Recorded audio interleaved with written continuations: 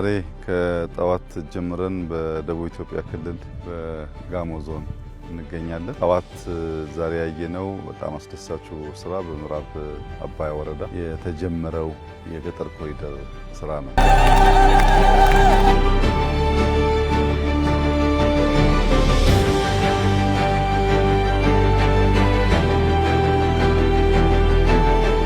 ምዕራብ አባያ ወረዳ ያየነው ቅድም ሞዴል የገጠር ኮሪደር ስራዎች ሙሉ በሙሉ የተገነቡት በአርሶ አደሩ ነው። እኛ የማሰልጠን የጡብ ማሽነሪ የማቅረብ አይነት ድጋፍ ከማድረግ ውጪ ሙሉ በሙሉ ወጪው የተሸፈነው ስራ የተሰራው አካባቢ አርሶ አደሮች ነው።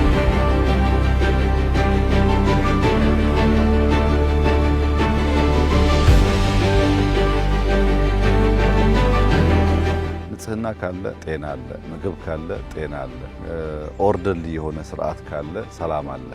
እነዚህ ጉዳዮች ከፍተኛ ግምት ሊሰጣቸው ይገባል። የዜጎቻችን ሕይወት ይቀይራሉ፣ የአኗኗር ዘይቤያችን ያሻሽላሉ።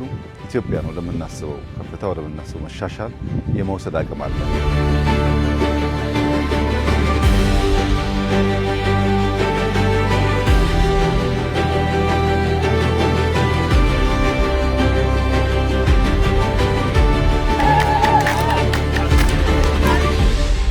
ሁለተኛ ያየነው የከሰል ማምረቻ ነው።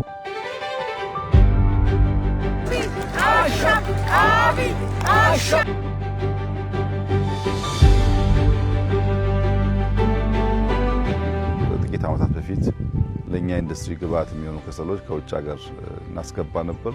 እስከ $300 ሚሊዮን ገደማ ከውጭ ገቡ ነበር። አሁን በሀገር ውስጥ እናመርታለን። ለኢንዱስትሪዎቻችን ግብዓት ይውላሉ።